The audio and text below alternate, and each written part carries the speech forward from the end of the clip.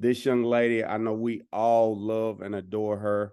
She is the biggest of them all, standing tall under 5 feet, as Mr. Thomas liked to say. 5 feet and full of fun. She has a background as an entrepreneur. She had her own locksmith business, and she saw this opportunity as a way to get her time back. She's been able to reach regional director, building her business, not just within her current state, but all over the US and out of here as well. So I'm going to get myself out of the way because I know we all love and adore her energy, and I am ready to take notes. So I got my pen and paper ready. I hope you do too. So Mix Roxann, if you are there, we are ready for you, ma'am.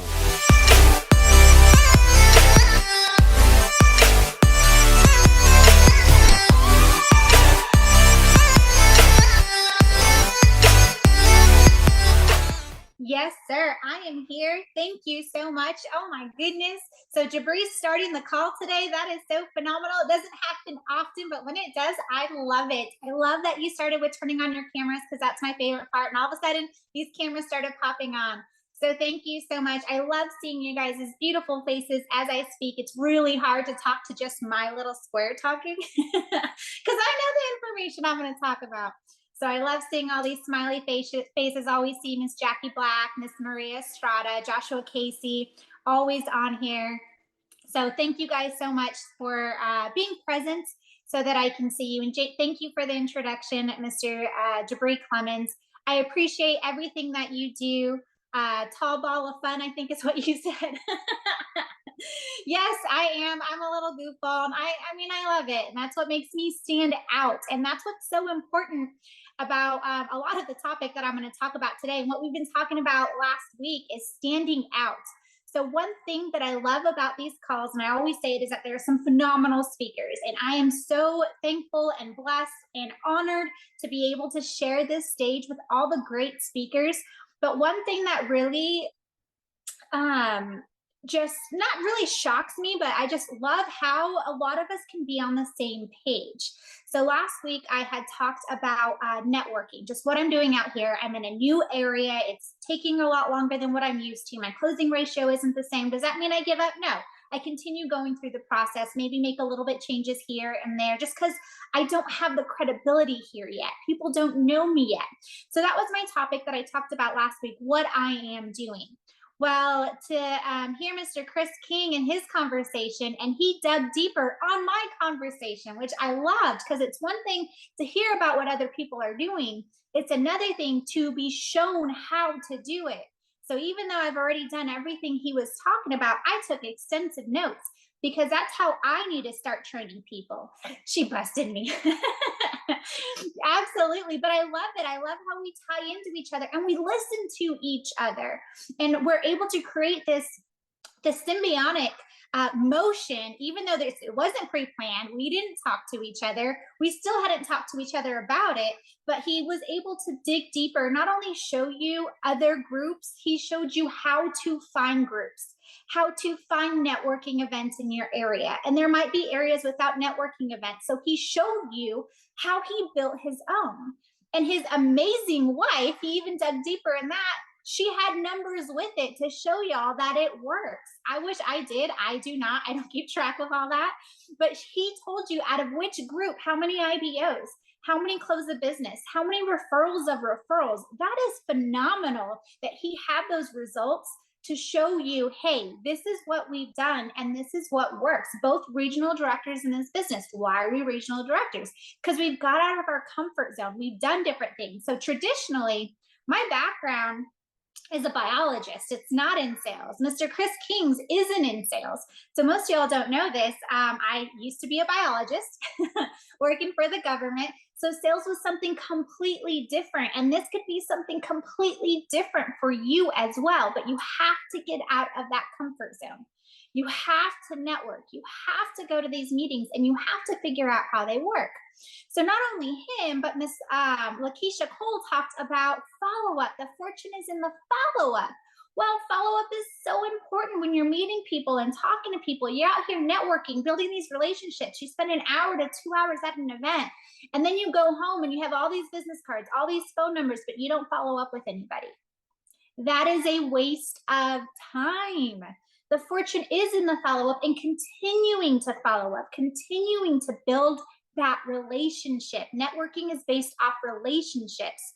And then on Friday, we had Sam Foster show about the importance of a business card. And I know he does that often, but how he has his business cards and he takes them everywhere with him. So that was just one conversation in 1 week where everyone just kind of hurdled and jumped all over each other and how everything worked. All of it is important when we're talking about what networking and meeting people and doing these things. So I'm going to dig deeper on that same topic. I definitely want to follow up from last week because there's so much that could be discussed about this topic to help us grow. So as I dig deeper, one thing I do want to talk about is when you start or when you join a networking group. So before we start anything, we want to join, we want to see what other people are doing. We want to see what works. We want to see what doesn't work. We don't want to start something if we don't know how to run it, if we don't want to be frazzled, because if we're starting something, people aren't going to trust us if they walk in and there's no timeline, it's all over the place, nothing is happening. So we want to make sure that we join other groups, join other meetings and see how it works. So first, for most traditional network meetings, the first thing you do is you walk in and it's open network. It's pre-meeting network. So what you want to do is you want to talk to people. You want to get to know people. How do we do that? Sometimes we'll walk into a room and we'll sit there and we'll wait for someone to come talk to us. Hey, we're the new face. They're networkers. We'll wait for them to come talk to us and then we'll continue that conversation. No, take the initiative. Go out there. So what are some great conversation starters? One is, hey, this is my first time here. I will walk in, I will sign in, and I will go to the first person I see or that I make eye contact with. And I said, hey, my name is Roxann. I'm with Zoom Energy. This is my first time here. Can you show me how this group works? And because they're networkers, they run with that. So instead of wasting that pre-meeting networking time, take the initiative. First, arrive early. If you arrive on time, you are missing that open networking. The earlier you arrive, the fewer people that are there. So now you can talk with the first few people that are there, and typically they're the people that run the group. So now you're talking to people that run the group, and they will introduce you to other people because they have stuff to do if they're running the group. So if other people come in, they'll say, hey, Roxann, this is John with so-and-so. Roxann does this, John does this. They create that introduction. Now you already have a warm networking connection with someone before the meeting has even started. So first, arrive early. Dress business professional. Now, dress for your area. So for me, I like to dress up pretty nice. I like dresses, and already in my area, I knew that was going to be an issue, and I knew I was going to stand out. But I was like, you know what? This is me. I like to dress up for these things. I'm going to dress up knowing I'm going to stand out. And of course, everybody is dressed down a little bit. Some of the business professional out here are jeans and boots, but that's okay because I was being honest with who I am and being me, and it worked. So not only dress business professional, but dress for the area that you're going to. If jeans and boots aren't for your area, do not dress in jeans and boots unless that's who you are and you're from the country. I mean, whatever works for you, but dress accordingly. So now we're there. Now we're getting introduced to people. You create that initiative. You create that conversation. And now you're going to stand out because they didn't have to come to you. Because sometimes they don't. Some of these meetings have been around for a long time. They know each other really, really well. They already have conversations that are going when they walk in. And guess what? You're just going to waste that first 15 minutes or so just sitting there waiting for someone to come to you. So you create that initiative at the pre-meeting gathering to network. Now, we typically pick a seat, and they'll go around to the other members, the paid members of the group, and have them talk about their business. And they get about 30 to 60 second, what we call an elevator pitch, just to talk a little bit about themselves. But during that time, you're able to pass business cards. So what Sam Foster was talking about, why business cards are so important. So I don't know what it is about network marketing, but I know so many network marketers that don't have business cards. and they say, oh, well, I like to get people's numbers. That happens still to this day to me when someone says that, oh, well, I don't have any business cards, but I like to exchange numbers personally on the cell phone. Can I have yours? I already know they're a network marketer before even knowing what they're doing. There's something about it where they just don't like it. I don't know if it's being lazy, the extra expense on business cards, or whatever it is. I can tell you they're very inexpensive and you can make them inexpensively. So I had my business cards made. I did it on Canva. When I was coming to Lubbock, I was like, you know what? I need something new. I need something super basic. I'm leaving tomorrow. I needed it done within an hour. I went to Canva, which is an app. You go to Canva. I don't know Canva very well. Still took me like 30 minutes to create a basic business card, which probably would have taken someone like 5. But just learning Canva took me like 30 minutes. I emailed it to my local FedEx, which through networking, I knew a FedEx owner. I sent her a text and she said, yeah, just send it to the shop. They'll print it out. It'll be ready in an hour. My cards were printed. I had 100 business cards within an hour. So an hour 30 total. That's it, which is crazy. So I'm going to share my screen and show you something basic that I got just to start the area, because that was before I even knew I was going to move here. So I didn't know exactly how many I would need, how often I would use them, but I know I wanted my name to get out there. So my basic business card, I like a picture so people don't forget who you are, because sometimes at these events, you could be meeting like 20 different people, but sometimes there's like hundreds of people at these events and you want to make sure they remember who you are. I wanted to make sure they remember who Roxann is, because there's going to be a whole bunch of energy consultants now, since it's deregulating, everyone's out here. So I created it super basic. I just had my name. It just says energy contractor on there. Now serving Lubbock, Texas. And I said that because my phone number is out of area code. It's actually a California phone number I still have. But now I said that because they know I am local, I am here.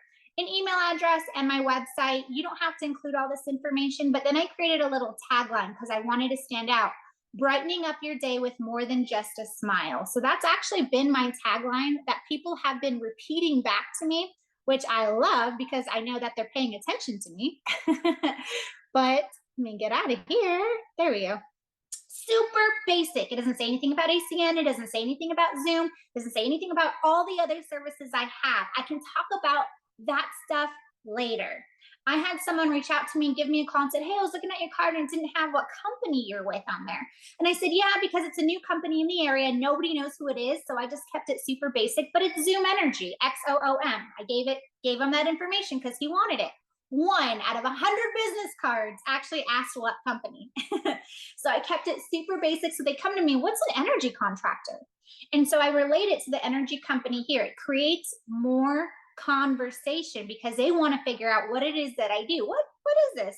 Oh, sometimes I think I'm a real estate agent because it has my picture on there. No, not a real estate agent. And then I go in and talk about energy. So business cards are super important for that because they're passed around the table, passed around the room as other people are standing up talking about their businesses. You would not have that opportunity to get your information in people's hands unless you have business cards, because I know you are not going to talk to every single person in that room before they leave and after the meeting. So now everyone has your card, your name, your information. So if you didn't get a chance to talk to them, at least they have a chance to give you a call if they said something that works out. So that is allowing us to pass out business cards. And now we'll get into the elevator pitch, your 30 to 60-second elevator pitch. We want to, it depends on the size of the group. They'll tell you ahead of time, hey, we have 50 people in the group. We need to keep it to 30 seconds, like bam, bam, bam, which is okay. Sometimes they send it to say, you got 60 seconds because only 20 people in the room. They want to stay on, what would you suggest be on your business card? Name. I sometimes do utility concierge. Before I did energy exclusively, I just said utility concierge. Nobody knew what the heck that meant. So it was a conversation piece. What is this? And I was able to get into that conversation. So do something so people can ask you more questions. Have them come to you. But now your elevator pitch. So now we want to keep this where you stand out. And I have a really funny story about this. So I've started my elevator pitch within first I came out here and I joined a BNI group. Before I even moved, I just said, hey, I want to start visiting this group. And I said, hi, my name is Roxann. Everyone sings my name anyway. Let's get that out of the way. Roxann! Now whole room is just roaring and laughing. Nobody knows who I am, but I don't have a voice. I still sing that. I don't care. So that's my introduction to these networking meetings. Hi, my name is Roxann. I'm with Zoom Energy, brightening up your day with more than just a smile. Now I'm here to educate as we deregulate. Now I created that little rhyming in it. The education part stands out because every energy consultant that comes in, all they say is, hey, I can save you money on your electricity bill. I can save you money on your electricity bill. I can save you money on your electricity bill. That doesn't stand out to anybody, and it's super salesy. So I say, hey, I'm here to educate as we deregulate. Now that is the basic of who I am, and that stands out. Now my funny story is that this last Thursday, I went to in a chamber event. It's called Business After Hours. So each business place, they shop, switch around wherever. And this was at a home health care facility, but they host an after hours event where they have like food and snacks. And it's just a networking event where that's really all it is, food, snacks, and networking. And then they give giveaways. I happened to won one of the giveaways and I was really excited, like, woohoo, I win. As I'm walking up, well, before I walk up, they call my name. Now there's someone that was, heard me in a networking meeting. So the moment they said my name, I hear a couple people say, Roxann. So now I'm in a group with like 60 people at an after hours event, and people are singing my name. Everyone's laughing. And then everyone comes to me after I won my little gift card, a little $25 gift card that I won in a door prize drawing. But that creates that conversation piece. So think of something that makes you stand out. Now, my name is really easy, and I'm sorry. That was a dead giveaway, but there's always something like Mr. Al Thomas, do something today to move your business forward. And there's always something in these groups that stands out. I can't even remember some of the old ones, but if I hear it, I say it. It's like your favorite song. It repeats over and over and over and over again. So create something to make you stand out, because there's so many people in this group, and you just say your name, what you do, a little sales pitch, and an ask that's not really going to generate the feedback that you want. So here I am in a group on Thursday, 60 people, don't know anybody, and people are already singing my name and know my name, which I love. So that's one thing, is just to create that. But then if you have that 60 seconds and you want to extend it, which you do, you want to take up all the time you can. Don't make it super simple with just your name and you sit down. I like to create stories. So they always say, give and ask, be specific. Hi, this is so-and-so. I'm asking for churches this week. I don't do that. They say, hey, I'm searching for this owner, or if you know anybody that's starting class this week, I want to talk to them about their renter's insurance because they're moving in. Those are like things I hear from other networking partners. For me, I tell stories. So this coming meeting that's coming up, I was telling someone this story, and she's like, oh my gosh, you need to share that with the group. And as I go into, I'm here to educate as we deregulate, and the importance, why I feel it's so important to be educated during this process. I will tell you, this is a true story. I was working with someone one time and she wanted me to evaluate her bill. We came out with a lower price, and I said, before we do anything, I want to make sure you're not in a contract and what that contract buyout looks like, because I do not want to put you in a worse situation. So let's take a peek at that. And to my surprise, this lady had a 50-year contract. True story, y'all. I don't know how this was able to happen, but I looked at, she sent me her bill and it said 50 years. This was an elderly lady, and she said, I'm not going to live 50 years. Is this supposed to go to my kids? And I'm like, I've never seen this before. What in the world? So stories, we say this all the time, facts tell, stories sell. Even before, as with ACN, with my locksmith company, it was always stories that generated business. So if you don't have your own stories, then take someone else's stories. You can take mine, but make sure you say, hey, I had a coworker, I had someone that I've worked with, a business partner, whatever you want to say. I know someone that saw someone. So now I'm really paying attention to these contract links. Now that's another way to stand out. Now, all these other electricity reps, I can tell you by having these meetings with other people, they can't even remember a name. They can't even remember the company they're with, because they just say their name, their company, and I'm looking for people that want to save money on their electricity bill. It's the same thing over and over, and people don't want to hear that over and over. So every week there's going to be a different story. Every week I'm going to come up with something different.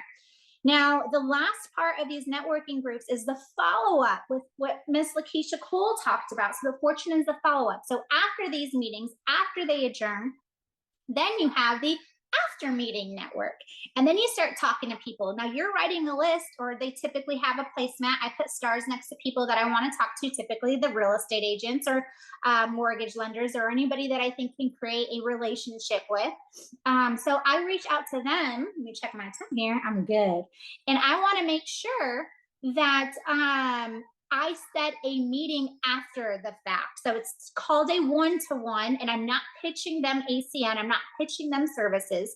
That one-to-one is get to know the other person. And I say, hey, T, you know what? I really enjoyed what you said. I think we can collaborate together, maybe pass each other referrals. I would like to sit down with you to have a one-to-one to see how I can better help pass you referrals and see who your best referral partner is. And maybe we can work something out. Does that work? And they say, absolutely, yes. And we sit down for coffee or lunch or whatever it is, and we have a one-to-one, whether it be 30 minutes or an hour, just to get to know each other a little bit better. And that's the building the relationship part. Don't forget to send those after texts. I like voice memos. Hey, T, I really appreciated meeting you today. I just send it in a little text. Hey, T, I really appreciated meeting you today. Looking forward to our one-to-one on Wednesday. After Wednesday, I say, hey, T, I loved our one-to-one. You know what? I learned so much about you. Your husband, your son just went off to college in Texas, which is crazy because I'm actually from San Antonio. I've been in San Antonio for years. So I love learning that about you. Looking forward to connecting sometime in the future. That's it. So now you are standing out above everybody else. And I promise you, nobody, well, not nobody, but very few people are doing that. And so the number one thing to do with these things is to stand out. What makes you stand out? Is it in your elevator pitch? Is it how well you follow up? Is it how much you are portraying how much you care by saying, hey, I want to educate you. Even though you don't choose me, that's okay. I want you to know that you know what you're getting. You don't end up in the situation that I've seen before. That's okay. So that's how a traditional networking group works. That's how we generate business in these groups. That's how I want to say over 90% of my ACN business has come from networking groups. Whether it's an IBO that has signed up, whether it's a services that I've signed up, whether it's a referral that they've sent me from someone that they know, a family member, over 90% of my business has come from networking groups. I haven't kept track. I'm not Mr. King's wife. I don't know. But I can tell you, I was thinking about it. Like, I have really, really few people that I've just met outside of networking, because that's a lot of what I do. Okay. So now that's a networking group. I was going to get into about creating a networking group, but I think Mr. King did a really good job. One thing I do want to add is that one thing I've done, saying one thing a lot, I have a lot of one things. Something I have done is I've not made it industry exclusive. So a lot of these networking groups are industry exclusive, meaning that only one person in a profession can join, only one energy professional, only one life insurance, only one home insurance, whatever it is, only one person. I create groups that are not industry exclusive, so as many can join, because I want to network with those other energy professionals. Hey, if I can't close a client, I'd love to forward them on to you, or I'm probably going to present to them sometime in the future. So that is why I want to talk to people in my profession. I don't care if they do the same thing that I do, as long as we can collaborate and work together. Now, if they're going to be stingy and say, you know what, no, I want all this, I'm going to get all the business, then of course I'm not going to work with them. So we want to make sure we create a good environment for the group. And that is one really, really important thing, is that if someone's not conducive to the environment, as someone that's putting on the group, it is our responsibility to let them know, hey, this is how we work. If you can't collaborate with other people, then I'm sorry, you can no longer attend. I've had to do that once or twice, and it sucks. But just like ACN, we don't want a bad seed on our team, because a bad seed can ruin everything. Okay, so that's part of an additional part of creating your own networking group. You can create one that doesn't have to be industry exclusive. Now, a lot of people don't like to go to those or make special commitments to those, and that's okay. Some people come in and out, and that just means more people I get to hang out with and to see.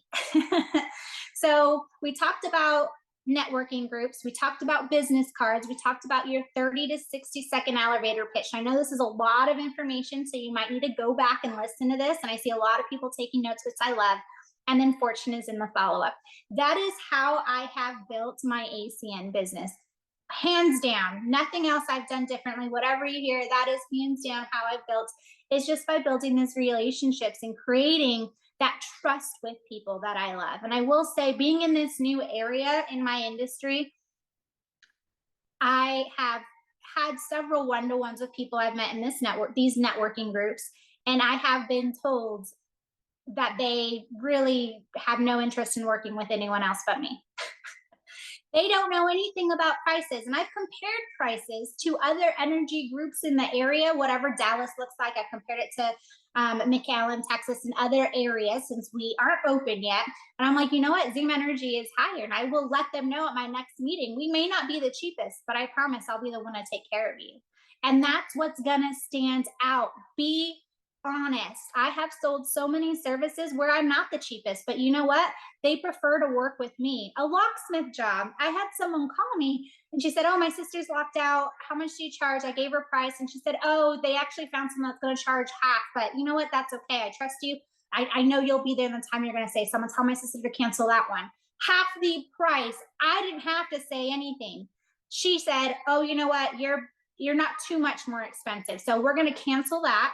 And can you please meet her?" And I said, "Absolutely. I'll be there." And I think she was only like 10 minutes away from me. So, y'all, be honest. Don't lead with money, lead with caring, lead with the relationship. That will always get you more. We've always coached on that, but sometimes we forget. Get y'all some business cards, please. Simple is fine. It doesn't have to be something that has everything. I know ACN has these great business cards that list all the services. I like to keep it simple because it's another conversation piece. Thank you so much. This is one of my favorite topics because this is truly how I built any business that I've started.